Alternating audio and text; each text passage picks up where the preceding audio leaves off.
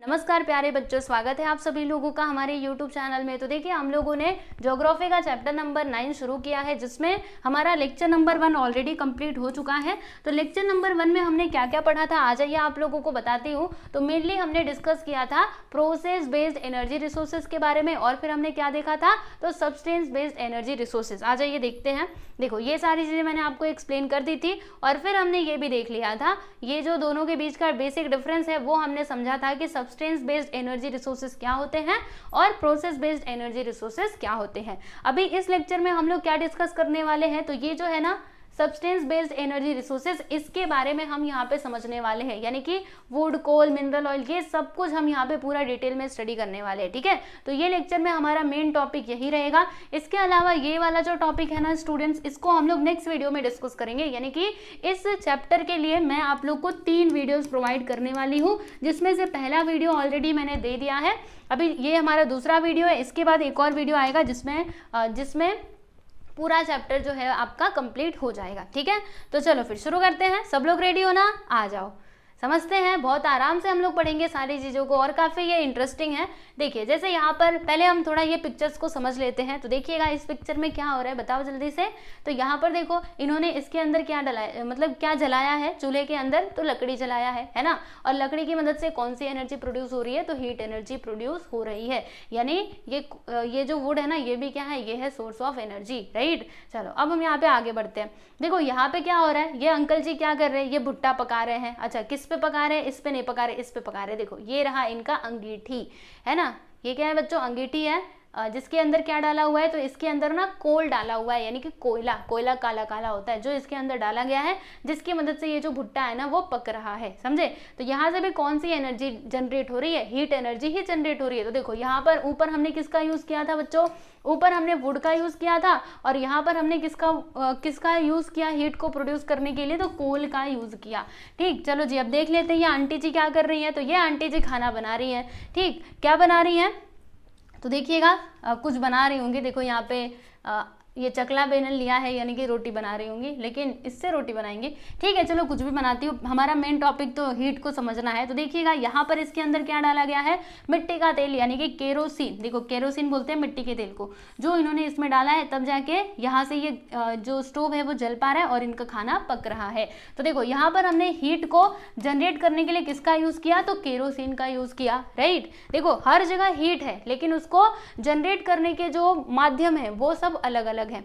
यहाँ पर जरा देख लीजिएगा, देखो ये क्या है, अभी आपको समझ नहीं आ रहा होगा, लेकिन यहाँ पे पढ़ोगे तो समझ आ जाएगा। ये है बच्चों अवन, जिसके अंदर से ये निकाला जा रहा है। मतलब इन्होंने पहले वो बेक होने के लिए अंदर डाला होगा, तब जाके जब ये बेक हो गया तब जाके वो बाहर निकाल रहे। तो इसका मतलब क्या हुआ कि ये अवन के अंदर भी क्या था, गर्मी था, तब जाके ये केक बन पाया है ना। तो यहाँ पर भी कौन सी एनर्जी बन रही है, हीट ही जनरेट हो रही है ना यहाँ पर भी। अच्छा चलो एक और हम देख लेते हैं, एक और पिक्चर। ये मास्टर शेफ क्या कर रहे हैं, तो मास्टर शेफ खाना बना रहे हैं। देखो यहाँ पर ये खाना बना रहे हैं। तो ये गैस में फ्यूल कहाँ से आ रहा है, तो एक सिलेंडर होगा इधर कहीं पे, जिसमें एलपीजी भरा होगा, है ना, जिसमें गैस भरा होगा, जिसकी मदद से यहाँ पे हीट एनर्जी जनरेट हो पा रही है। तो देखो सब में सेम काम हो रहा है, यानी सब जगह हीट जनरेट हो रहा है। बट यहाँ पे आप देखोगे क्या कि इसको जनरेट करने के लिए ना जो सोर्सेज है वो अलग अलग है। यहाँ पे लकड़ी का यूज किया, यहाँ पे कोल का यूज किया, यहाँ पे इन्होंने किसका यूज किया, केरोसिन का यूज किया बच्चों, और यहाँ पे एलपीजी का, और यहाँ पर किसका, इलेक्ट्रिसिटी का, क्योंकि ये अवन कैसे चलता है, इलेक्ट्रिसिटी से ही चलता है। तो ये सारे पिक्चर्स के बारे में आप समझ चुके हैं। तो using these energy resources we can undertake the following kinds of power generation।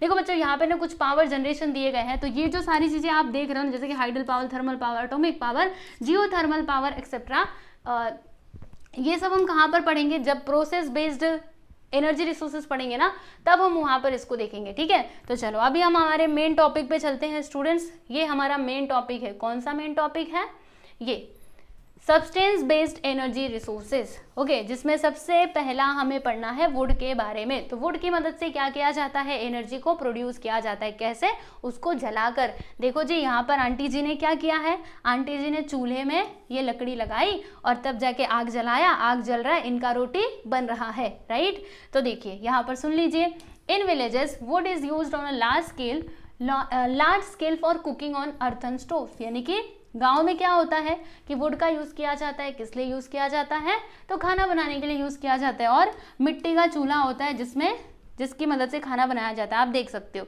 ये क्या है, ये मिट्टी का होता है, जनरली ये मिट्टी का होता है। अभी भी गाँव में लोग इसी पर खाना बनाते हैं। वैसे तो अभी सबके घर पे गैस पहुंच चुका है, लेकिन मैं खुद अपनी बात बताती हूँ, हमारे घर पे खुद पहले गैस नहीं हुआ करता था जब हम मतलब गाँव में जब थे, क्योंकि गाँव में उतना सब लोग ना ऐसे ही खाना बना लिया करते थे, उतना उसका चलन नहीं था, ठीक है।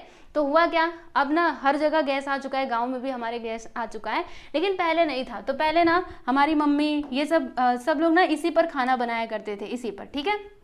बात समझ में आया आप लोगों को? चलो जी आगे बढ़ते हैं। और अब हम यहाँ पे अगले सोर्स की बात करते हैं। वो क्या है स्टूडेंट्स, वो है हमारा कोल। कोल मतलब क्या होता है जी, कोयला। इसको हिंदी में कहा जाता है कोयला। और ये कहाँ से निकलता है, जमीन के अंदर से निकलता है। और ये फॉर्म कैसे होता है जानते हो? तो सुनो कैसे फॉर्म होता है, सुनिएगा।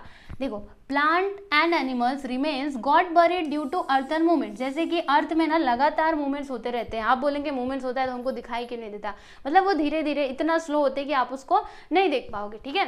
कभी कभी अचानक से आ जाता है ना, अर्थक्वेक आ जाता है, तो वो ज्यादा वाला मूवमेंट रहता है। वैसे तो वो धीरे धीरे मूवमेंट होते रहते हैं अर्थ के इंटीरियर पार्ट में, ठीक। तो वो मूवमेंट के कारण देखो होता क्या है, जो एनिमल और जो प्लांट्स होते हैं ना, जैसे कि कोई एनिमल मर गया या फिर कोई प्लांट ऐसे गिर गया, टूट गया, तो उनके जो रिमेन पार्ट्स है ना स्टूडेंट्स, वो अर्थ में मूवमेंट्स के कारण वो जमीन के अंदर दब जाते हैं। देखो यहाँ पे क्या लिखा है, बरीड, यानी कि दफन हो जाते हैं अंदर। और फिर प्रेशर एंड हीट की वजह से वो डीकम्पोज हो जाते हैं, यानी पूरा उनका विघटन हो जाता है। और अपने पीछे वो क्या छोड़ते हैं, वो तो पूरा डीकम्पोज हो गए प्लांट एंड एनिमल्स, लेकिन अपने पीछे वो छोड़ जाते हैं, क्या छोड़ जाते हैं भाई, कार्बन छोड़ जाते हैं, समझे, कार्बन। और इस प्रकार से ये कोल फॉर्म होता है, बस वही तो है कोल, समझे। कोल कैसे फॉर्म होता है, प्लांट और एनिमल की ही मदद से फॉर्म होता है, जिसका यूज हम लोग अलग अलग कामों में करते हैं। आ जाइए, coal is use for different purposes according to its quality. देखो आप जो कोल है ना स्टूडेंट्स, वो भी कई प्रकार के होते हैं। ओके, बाद में आप लोग पढ़ोगे कोल के अलग अलग टाइप्स, अभी आप ओवरऑल करके पढ़ लो, लो एंड हाई क्वालिटी, ठीक है। अलग अलग नाम होते हैं कोल के, जो हाई लेवल मतलब जो अच्छी क्वालिटी का होता है उसका अलग नाम होता है, जो लो क्वालिटी का होता है उसका अलग नाम होता है। तो वो सब आपके सिलेबस में नहीं है, बस जितना है उतना देखिएगा। तो सुनो, लो क्वालिटी का जो कोल है उसका यूज किया जाता है for cooking mainly, and coke and high quality coal is used in industries as also in the thermal power stations. देखो बच्चों, यहाँ पर एक वर्ड आया है कोक। अब आप सोचिए कि कोक क्या है, तो कोक ना ये कोल मतलब कोल का ही एक आप बोल सकते हो टाइप, यानी उसी से बनने वाला है ये कोक, ठीक है। तो कोल से इसको जोड़ करके आप देख सकते हो। तो coke and high quality coal, ये कहाँ पे, देखो जैसे जो लो क्वालिटी का कोल है ना, वो कहाँ पे यूज किया जाता है, तो मेनली फॉर कुकिंग यूज किया जाता है घरों में, ठीक है। और कोक और जो हाई क्वालिटी के कोल है इनका यूज किया जाता है इंडस्ट्रीज में, as also in the thermal power station. और जो थर्मल पावर स्टेशन होते हैं वहां पर भी कोल का यूज किया जाता है, ठीक। चलो जी आगे बढ़ते हैं। ये कोल समझ में आ गया ना। अब हम नेक्स्ट एनर्जी की बात करेंगे, एक नेक्स्ट एनर्जी रिसोर्स की बात करेंगे, जो क्या है students, mineral oil and natural gas. अब ये कहाँ से आता है, आपके मन में आ रहा होगा कब से, मतलब ये सवाल तो आ ही रहा होगा ना कि मिनरल ऑयल और नेचुरल गैस आते कहाँ से है, बताओ जरा, आ जाओ बताती हूँ। वैसे तो देख करके आप समझ ही गए होंगे। ये देखो पानी के अंदर, तो क्या मिनरल ऑयल, अरे ये काफी ऊपर चला गया ना, थोड़ा इसको नीचे बुलाती हूँ, नीचे आ जाओ। चलो, mineral oil and natural gas, तो like coal these are also produced due to earth movement. जैसे कोल फॉर्म हो रहा था, कोल कैसे फॉर्म हो रहा था, अर्थ के मूवमेंट्स की वजह से, वैसे ही मिनरल ऑयल और जो नेचुरल गैस है ना वो भी फॉर्म होते हैं अर्थ के मूवमेंट्स की वजह से, ठीक है। Mineral oil is found under land surface and below the ocean floor, यानी कि ये जो मिनरल ऑयल और जो नेचुरल गैस है ना वो कहाँ पर पाए जाते हैं, तो जो जमीन है उसके अंदर पाए जाते हैं, या फिर जो ओशियन फ्लोर होता है ना उसके भी नीचे पाए जाते हैं। देखो यहाँ पे लगाया गया है ना, पूरा प्लांट लगाया गया, मतलब जो समुद्र होते हैं उसका फ्लोर भी होता होगा, पूरा पानी ऊपर से दिखता है, लेकिन उसका कहीं ना कहीं तो एंड होता होगा ना, तो उसके नीचे भी पाए जाते हैं नेचुरल गैस और मिनरल ऑयल, और वहीं से इनको निकाला जाता है, समझे। आ जाओ इनके बारे में कुछ और बातें हम समझ लेते हैं, किसके बारे में, मिनरल ऑयल्स के बारे में। तो देखिएगा, in most of the mineral oil wells reserves of natural gas are also found, यानी कि सुनिए, जैसे कि हम यहाँ पे बात कर रहे हैं मिनरल ऑयल और नेचुरल गैस की, ठीक है। तो देखो होता क्या है, मिनरल ऑयल के जो वेल्स होते हैं ना, यानी जहां पर मिनरल ऑयल पाया जाता है, मोस्टली देखा जाता है कि उसके पास में ना नेचुरल गैस भी हमें मिल जाता है। यानी मिनरल ऑयल के पास में ही, जहां पर मिनरल ऑयल होता है, ठीक है, वहीं पर हमें नेचुरल गैस भी देखने के लिए मिल जाता है। ऐसा हम जनरली देखते हैं मोस्ट ऑफ द केसेस में। So mineral oil reserves are limited in nature. अब समझिएगा स्टूडेंट, जैसे कि ये जो मैं मिनरल ऑयल बोल रही हूँ, ये क्या है, तो it is limited in nature, क्योंकि ये भी प्रकृति ने बनाया है, कोई इंसान इसको प्रोड्यूस नहीं कर सकता। ओके, तो ये क्या है, लिमिटेड है। However this oil is in great demand, और इसका डिमांड भी बहुत ज्यादा है, right. Hence it's cost is very high, और इसी कारणवश, क्योंकि ये लिमिटेड है और इसका डिमांड काफी ज्यादा है, इसीलिए इसका जो प्राइस है ना वो काफी ज्यादा है। समझे प्राइस क्यों ज्यादा है? देखो जैसे मैं बताती हूँ, मान लीजिए यहाँ पर क्या है, कुछ हम एग्जाम्पल ले लेते हैं। जैसे कि इधर ना मार्केट में बस 2 ही पेन है, ठीक, कितने पेन है, 2 पेन, और खरीदने वाले कई सारे बच्चे, मान लीजिए 10 बच्चे हैं, ठीक, तो होगा क्या, पेन की कीमत अपने आप बढ़ जाएगी, क्योंकि खरीदने वाले 10 हैं और ये कितना है, बस 2 ही है, इससे ज्यादा है ही नहीं। तो यहाँ पर क्या होगा, पेन ज्यादा पैसे में बिकेगा। और अगर ऐसा होता, मान लीजिए कि 10 पेन है और खरीदने वाले बच्चे कितने हैं, बस 2, मतलब बस 2 लोग हैं, रुको, पेन कितने हैं, 10, और खरीदने वाले कितने हैं, बस 2, तो क्या होगा, अपने आप इसकी जो कीमत है वो कम हो जाएगी। तो वही चीज यहाँ पर भी अप्लाई होता है। ये एक्चुअल में ये रियलिटी मत समझना, ये तो बस मैंने आपको एग्जाम्पल लेकर के बताया, क्योंकि पेन का तो ऐसा फिक्स कीमत ही रहता है, राइट। तो वही है कि इसका डिमांड ज्यादा होने की वजह से इसका जो प्राइस है वो काफी हाई है। It is called black gold. देखो इसको ब्लैक गोल्ड कहा जाता है। देखो आपसे एग्जाम में पूछा जा सकता है कि ब्लैक गोल्ड हम किसको बोलते हैं, तो बता दीजिएगा मिनरल ऑयल को बोलते हैं। क्यों ऐसा, वो इसलिए बोलते हैं क्योंकि इसका जो कलर है ना वो कैसा होता है, ब्लैकिश होता है, यानी कि काला होता है, ठीक, और ये कॉस्टली भी है। देखो गोल्ड मतलब क्या, गोल्ड कैसा होता है, महंगा होता है, राइट। तो इसको हमने ब्लैक गोल्ड क्यों बोला, क्योंकि इसका कलर होता है ब्लैक, पूरा काला रहेगा एकदम, ठीक है, और ये महंगा भी होता है, इसके लिए हम इसको क्या कहते हैं, काला सोना कहते हैं, ठीक। These energy resources are used in thermal power generation. ये वाली जो एनर्जी है इसका यूज कहाँ पे किया जाता है, मेनली थर्मल पावर जनरेशन में किया जाता है। Study the distribution of mineral oil and coal fields in India as shown in figure. आ जाइए बच्चों, अब आप लोगों को बताती हूँ कि मिनरल ऑयल और ये जो कोल फील्ड्स है ना वो इंडिया में कहाँ कहाँ पर पाए जाते हैं। आ जाइए, इनका डिस्ट्रीब्यूशन हम लोग समझते हैं। तो ये लीजिए, इंडिया का मैप आप लोगों के सामने है, this is R India, right, ये हमारा भारत है। तो अभी देखिएगा यहाँ पर, ये देखो जहां पर आपको ऐसा दिखेगा ना, ये कलर में ऐसा गोला गोला बना हुआ, ये कलर में, तो फिर आप समझिएगा कि वहां पर क्या है बच्चों, कोल फील्ड है, यानी कि वहां पर कोल पाया जाता है, ठीक। और जहां पर आपको ये दिखेगा, ये इस टाइप का ऐसा बिंदु बना करके ऐसे ऐसे कर देंगे, वहां पे आप समझ लीजिएगा कि मिनरल ऑयल का फील्ड है। तो चलिए अभी देखते चलते हैं और समझते चलते हैं। आ जाइए, देखो बच्चों मिनरल ऑयल कहाँ कहाँ पर पाया जाता है और कोल फील्ड कहाँ कहाँ पे पाया जाता है। तो देखो यहाँ पर कोल फील्ड पाया जाता है, आप देखते रहिए मेरे हाथ, तो देखो यहाँ पर है कोल फील्ड, यहाँ पर ये देखो इधर भी है, पालना में है। इसके अलावा ये देखो यहाँ पर ये जो है वेस्ट बंगाल का कुछ एरिया है। इसके अलावा आप देख सकते हो झारखंड में भी है, सिंगरौली, राइट, ये सारी चीजें आप देख सकते हो। देखो यहाँ पर भी है ना। तो इसमें से देखोगे ना तो आपको समझ आएगा। वैसे ही मिनरल ऑयल के फील्ड कहाँ कहाँ पर है तो आप देख सकते हो, यहाँ पर एक तो है मुंबई हाई, ये देखो मुंबई के एरिया में। इसके अलावा गुजरात के एरिया में भी है, आप देख सकते हो, राइट। और कहाँ पर है, ये देखो इधर काफ़ी ज़्यादा है, अरुणाचल प्रदेश के इधर, नागालैंड, मणिपुर, राइट। तो इस प्रकार से आप इनका जो डिस्ट्रीब्यूशन है उसको समझ सकते हैं। ओके, समझ गए। चलो मैं आगे बढ़ती हूँ और हमारा जो अगला सब्सटेंस बेस्ड एनर्जी रिसोर्सेज है हम उसकी बात कर लेते हैं। तो ये लीजिए, अब हम यहाँ पे बात करेंगे बच्चों बायोगैस की। तो बायोगैस क्या होता है जानते हो, बायोगैस ना कुछ इस प्रकार का होता है और मेनली जो इसको फार्मर्स है ना वो बनाते हैं। क्योंकि देखो ये किससे, मतलब यहाँ पे किसका यूज किया जाता है, तो जो काऊ डंग होता है यानी कि गोबर का यूज किया जाता है, ये इसके अंदर डाला जाता है और वहीं से जो एनर्जी है वो जनरेट होती है। ओके, तो मेनली देखो जानवर कौन रखते हैं, एनिमल्स कौन रखते हैं, फार्मर्स लोग ही रखते हैं ना, तो वही लोग ये ज्यादातर बनाते हैं बायोगैस, ठीक है। इसमें देखो ये पाइप्स वगैरह लगे हुए हैं जिसकी मदद से जो हम आग है ना वो जला सकते हैं, ठीक। और ये क्या होता है, ये इको फ्रेंडली होता है, यानी इसकी वजह से नेचर को कुछ नुकसान नहीं होता, बल्कि हम खुद ही जो वेस्ट है एनिमल्स का उनका हम यूज करके इसको बना रहे हैं, ठीक है। तो आ जाइए यहाँ पे देख लेते हैं बायोगैस के बारे में क्या लिखा हुआ है कि biogas can be generated from biotic waste material and such as pieces of animals and dead leave cells etcetera. यानी कि देखो हम जो बायोटिक, ये क्या है, ये बायोटिक वेस्ट मटेरियल है, यानी कि एनिमल से रिलेटेड है। और इसमें देखो हम किसका किसका यूज करते हैं, तो जनरली फिशेस।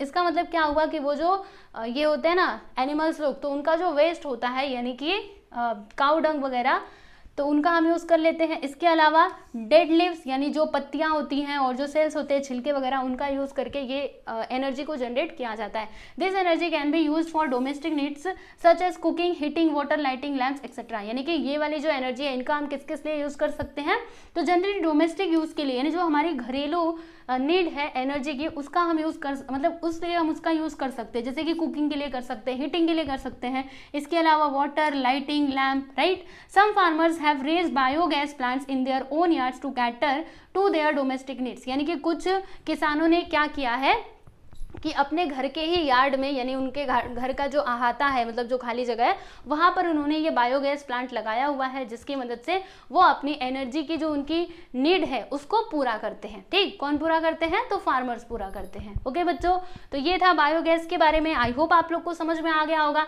चलो जी, अब हम आगे बढ़ते हैं। अरे ये कुछ ज़्यादा ही बड़ा हो जाता है, रुको मैं इसको थोड़ा ठीक करती हूँ। चलिए नेक्स्ट यहाँ पर हमारा एनर्जी का रिसोर्स क्या है, वेस्ट। अब आप सोचेंगे अच्छा वेस्ट से कैसे बन जाता है एनर्जी रिसोर्स, कैसे ये एनर्जी का रिसोर्स कैसे, इससे किस प्रकार से एनर्जी प्रोड्यूस की जाती है। तो आज मैं आप लोगों को समझाती हूँ। देखो जैसे जो हम लोग कचरा ऐसे फेंक देते, जैसे कि छिलका हो गया, मतलब जो सब्जियां वगैरह है उनका छिलका, यानी जो भी हमारे घर से वेस्ट जाता है ना स्टूडेंट्स, उसकी मदद से भी एनर्जी को प्रोड्यूस किया जा सकता है। आप बोलेंगे कैसे, अरे किया जाता है। ये देखो यहाँ पर आपके प्लांट देख पा रहे होंगे, देखो ये वही है। ठीक, आ जाइए हम इसके बारे में थोड़ा पढ़ते हैं, फिर मैं आपको और अच्छे से एक्सप्लेन करती हूँ। तो देखो energy from waste material, waste is generated daily on very large scale in big metropolitan cities. जी हाँ, बिल्कुल सही कहा आप लोग, मतलब बिल्कुल सही यहाँ पे लिखा हुआ है। जो मेट्रोपॉलिटन सिटीज है, यानी कि जो शहर है, वहाँ पर क्या होता है, लार्ज स्केल पे वेस्ट जो है ना बच्चों वो जनरेट होता है। आप लोग अपने आसपास के एरियाज में देखते भी होंगे, कचरे वाली गाड़ी आती है और वो कचरा लेकर के जाती है। ऐसा आप लोग खुद आपका घर का जो कचरा है वो वही लेकर के जाते हैं, म्यूनसिपालिटी वाले आते हैं और लेकर के जाते हैं, ऐसा होता है ना। तो वही है यहाँ पे कि जो मेट्रोपॉलिटन सिटीज़ हैं, मुंबई और दिल्ली जैसे, वहाँ पर लार्ज स्केल पे जो कचरा है वो बाहर निकलता है, यानी कि waste, right. Waste disposal is a major problem in such places. और देखो यहाँ पर वेस्ट का डिस्पोजल करना ये एक बहुत बड़ी क्या है, चुनौती है कि नहीं।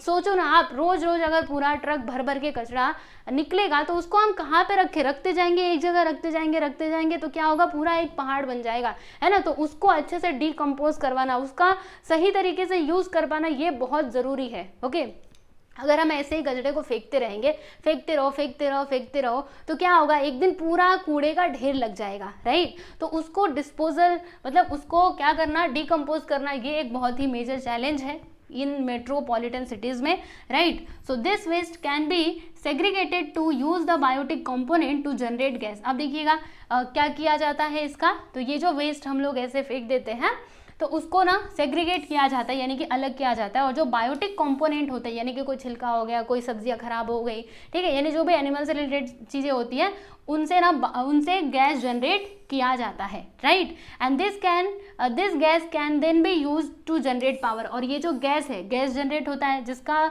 यूज हम लोग क्या कर सकते हैं, पावर को जनरेट करने के लिए कर सकते हैं, right. In future this may help to solve the problem of waste disposal in cities. और ये वाला जो टेक्निक है, हम क्या कर रहे हैं, वेस्ट मटेरियल से पावर को जनरेट कर रहे हैं, तो ये जो टेक्निक है ना, ये फ्यूचर में जरूर हेल्प करेगी। क्यों हेल्प करेगी, वेस्ट देखो, क्योंकि वेस्ट तो रोज निकलेगा, वो कभी भी ऐसा नहीं है कि वो बंद हो जाएगा, वो हमेशा निकलेगा। तो वेस्ट डिस्पोजल में हेल्प मिलेगी सिटीज के अंदर, right. Also the cities can become self reliant in terms of their power requirement. देखो पहली बात तो ये है कि जो कचरा वगैरह निकल रहा है उसका यूज हो जाएगा। अगर हम उसकी मदद से पावर जनरेट करना सीख लिए, पूरा अच्छा उसमें बन गए, तो क्या होगा, पहली बात तो ये कि जो आपका वेस्ट मटेरियल है वो डिस्पोजल, उसका मतलब वो क्या हो जाएगा, उसका यूज हो जाएगा एक तरीके से। और फिर हम ना एनर्जी के मामले में, यानी जो भी हमारे एनर्जी के नीड्स है वो भी फुलफिल हो जाएंगी, यानी कि हम सेल्फ रिलायंट बन सकते हैं। मतलब सेल्फ रिलायंट का मतलब क्या होता है ना, कि हम सेल्फ इंडिपेंडेंट बन सकते हैं एनर्जी के मामले में। ओके बच्चों, बात समझ में आई? तो ये था किसके बारे में, एनर्जी फ्रॉम वेस्ट मटेरियल। यहाँ पर आप लोग देख सकते हो एनर्जी फ्रॉम वेस्ट मटेरियल इस प्रकार से प्रोड्यूस किया जाता है। अब देखो ये प्लांट है, a plant for the generation of energy from waste, समझे? पूरा इस तरीके से लगाया जाता है। आप देखिएगा यूट्यूब पे सर्च करके ना, आप देखोगे पूरा आपको बताया जाएगा उसमें क्या क्या डाला जाता है, कैसे किया जाता है। आप देख लीजिएगा, वीडियो देखोगे तो और अच्छे समझेगा। आ जाओ यहाँ पे हम समझते हैं। The above energy resources are known as biofuels because they originate from the remains of dead plants and animals। यानी कि ये जो यहाँ पर बताया गया है एनर्जी रिसोर्सेज, इसको और किस नाम से जाना जाता है, तो बायोफ्यूल्स कहा जाता है। क्यों बायोफ्यूल्स कहा जाता है? बिकॉज ये कहाँ से ओरिजिनेट हुआ, मतलब ये कैसे आया, तो ये जो डेड प्लांट्स और एनिमल्स हैं, मरे हुए प्लांट्स और एनिमल्स, उनसे आया, इसीलिए हम इसको क्या बोल सकते हैं, बायोफ्यूल्स करके बोल सकते हैं। ठीक है जी, समझ गए? तो बायोगैस, अच्छा बायोगैस समझ गए, वेस्ट मटेरियल्स भी समझ गए। अब हम यहाँ पे बात करने वाले हैं किसकी, यस ये हमारा लास्ट टॉपिक है इस वीडियो का, एटॉमिक एनर्जी की। तो एटॉमिक एनर्जी में क्या होता है बच्चों, तो सुनो, इसमें ना जो यूरेनियम और जो थोरियम के ये होते हैं, एटम्स होते हैं, ये उनके जो एलिमेंट्स होते हैं उनको स्प्लिट करके इसको प्रोड्यूस किया जाता है। आ जाइए हम इसके बारे में थोड़ा समझ ही लेते हैं। देखो क्या लिखा है, splitting of the atoms of minerals like uranium and thorium can be used for power generation.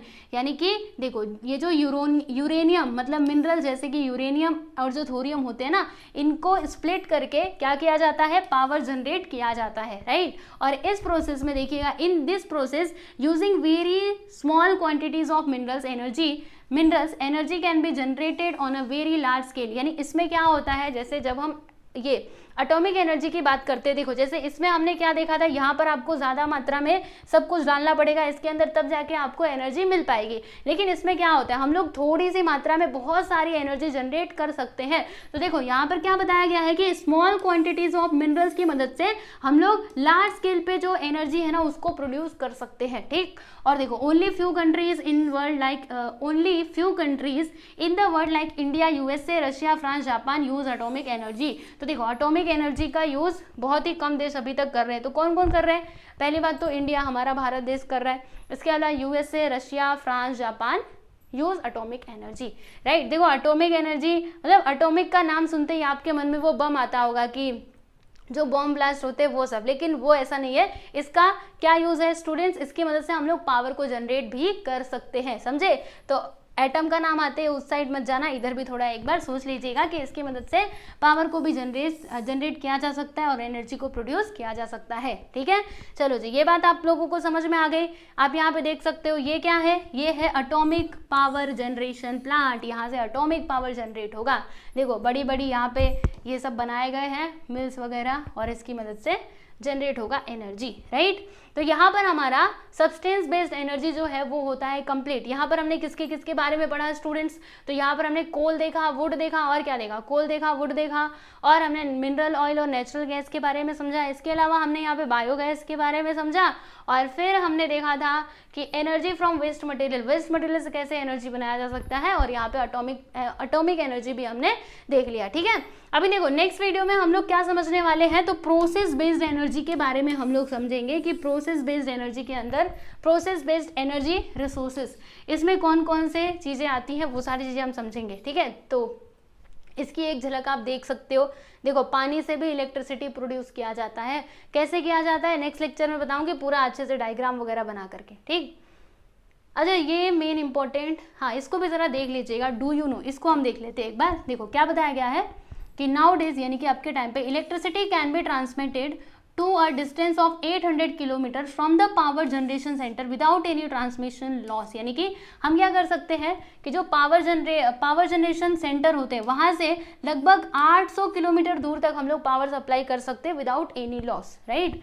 और बियॉन्ड दिस डिस्टेंस यानी कि अगर इसके अलावा हम आगे करना चाहें तो फिर हमें कुछ लॉस हो सकता है वो बिजली को ट्रांसफर करने के लिए। चलो मैं आप लोग को ये दिखाना चाहती थी। देखो the power obtain from 1 kg of uranium, मतलब 1 किलो यूरेनियम से जो पावर मिलता है वो किसके इक्वल होता है, तो जो 10,000 टन के कोल से मिलता है। सुनिएगा, मान लीजिए मैंने यहाँ पर क्या लिया, 1 kg यूरेनियम लिया और यहाँ पे पावर जनरेट हुआ, ठीक है, यहाँ पावर जनरेट हुआ और मैंने 10,000 टन क्या लिया है, कोल लिया, 10,000 टन कोल लिया और मैंने इसकी मदद से पावर जनरेट किया, तो ये जो दोनों पावर्स है ना स्टूडेंट्स, ये दोनों क्या रहेंगे, आपस में इक्वल रहेंगे। तो फिर इससे आप अंदाजा लगा सकते हो कि यूरेनियम जो है वो कितना शक्तिशाली है। देखो ना यहाँ पे 1 टन में कितना किलोग्राम होता है, 1000 किलोग्राम होता है। तो जितना आप 1 kg से निकालोगे उतना वो 10,000 टन से पावर को जनरेट करेगा, राइट। बात समझ में आई। तो नेक्स्ट वीडियो में हम लोग ये सारी चीज़ें पढ़ेंगे। देखो सोलार कुकर के भी बारे में हम पढ़ेंगे, तो बहुत इंटरेस्टिंग है ये चैप्टर और नई नई जानकारियाँ आपको मिलेंगी। विंड मिल पढ़ेंगे और क्या पढ़ेंगे, हाँ ये energy from oceanic water, oceanic water से कैसे एनर्जी बनाया जाता है, ये सारी चीज़ें हम नेक्स्ट वीडियो में डिस्कस करेंगे स्टूडेंट्स। तो आप लोग अगला वीडियो जरूर देखिएगा। और आप लोगों को बताना चाहती हूँ कि आपके जो पिछले चैप्टर्स हैं सबके सब कंप्लीट हो चुके हैं, प्लस क्वेश्चन आंसर। देखो एक्सप्लेनेशंस भी हमने देख लिए हैं बच्चों, एज वेल एज और क्या देखा है, जी हाँ बिल्कुल, क्वेश्चन आंसर्स भी हम कर चुके हैं। तो आप लोग प्लेलिस्ट में जाइएगा, हमारा जो चैनल है ना प्लेलिस्ट में जाइएगा उसके, वहाँ पर आपको सारे वीडियोस लाइन से मिल जाएंगे, ठीक। और इसके बाद हमारा एक और चैप्टर रहेगा ह्यूमन ऑक्यूपेशन, तो आप उसको भी देख सकते हो प्लेलिस्ट में जाकर के। यानी कि क्लास 1 ज्योग्राफी का सब कुछ कंप्लीट हो चुका है स्टूडेंट्स, ओके। तो बस आप लोग पढ़िए अच्छे से, और कुछ भी एक्सप्लेनेशन का वीडियो चाहिए तो मुझे कमेंट सेक्शन में बताइएगा और मिलेंगे अगले वीडियो में। ध्यान रखिएगा अपना, ओके। चलो बाय एवरीवन।